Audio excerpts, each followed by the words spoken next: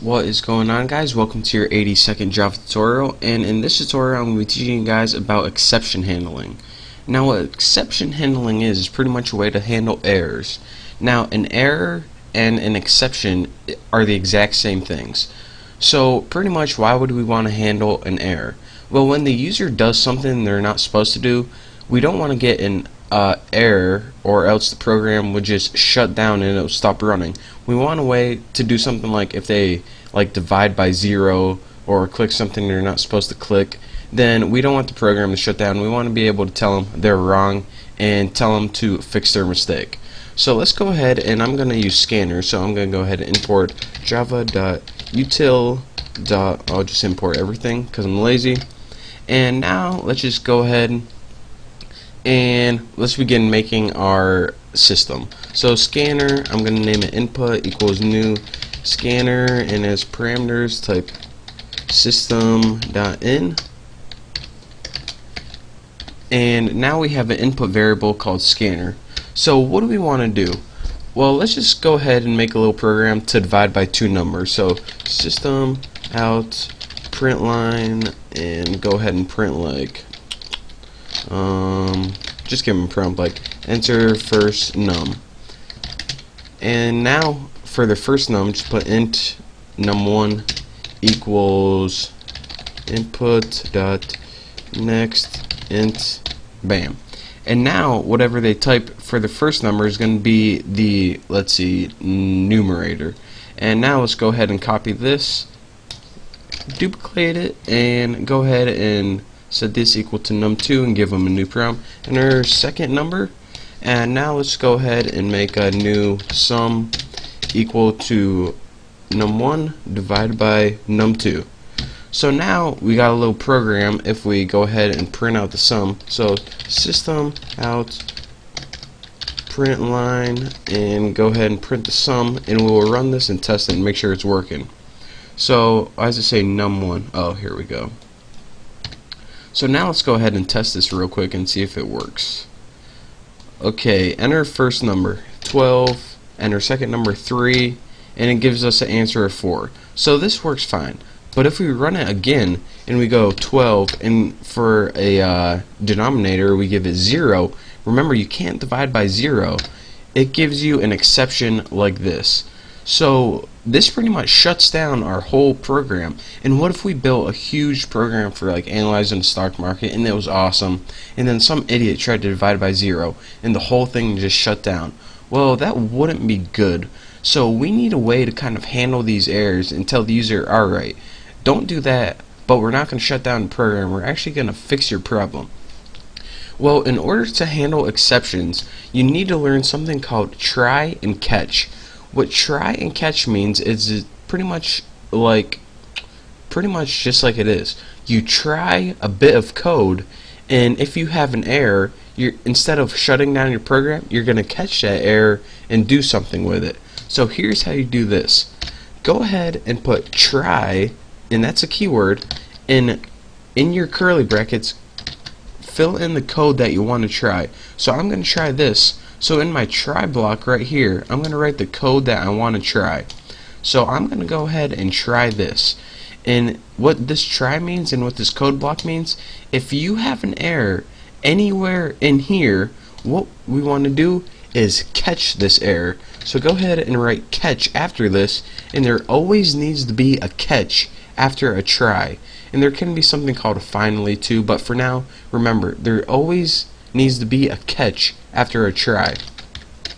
And for catch, what do we want to catch? We're going to want to catch all errors, and in order to catch all errors, remember they're called exceptions. Type exception.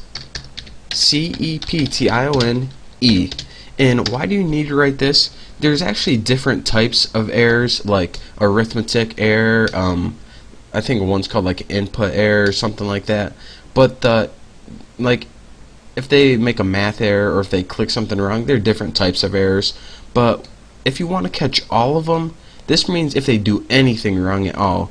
This is just the broad exception class right here.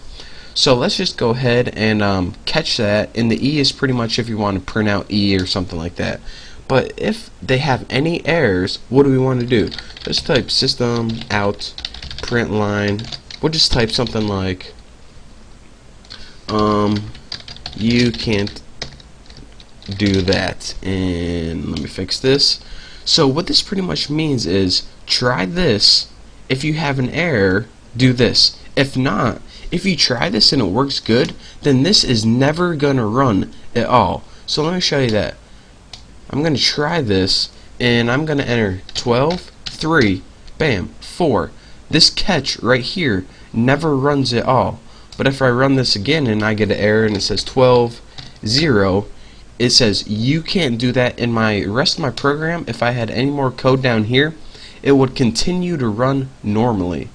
So what if I actually wanted to build a program so if they entered the wrong thing, then I could pretty much have them do it again over and over again until they enter the right thing. Well, let's go ahead, and this is really simple. Put int x equals 1.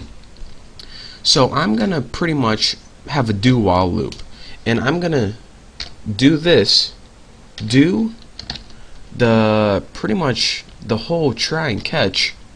So catch this, and I want to catch that too. I want to do the whole try and catch while x that we just made, that's equal to 1, is equal to 1. So I'm going to do that over and over again while this is equal to 1. But the thing is, if it continues to execute successfully, and I'm going to set this equal, the x equals 2. So as soon as it runs successfully, I'm going to set this x equal to 2, and it says, alright, that's the point in time when I stop. So here is a way where we can keep running this program over and over again until we get the right input. So if you had a really dumb user, the program will look something like this. Run sample. Alright, enter first number. 12, 0. Oh, you can't do that. Try again. Okay. Enter first number again. Let me expand this a little bit. 43, 0. Oh, nope, you can't do that. Enter first number again. And it's going to keep trying and trying. So let's go ahead and do this right. So put like 40 and 10. Bam, 4. So that is how we can keep kind of prompting the user to do it correctly. And let me review this one more time. How I did this is I pretty much put, alright, what do I want to do over and over again? Well, I want to try this code, and if this code runs successfully, I'm going to change this variable.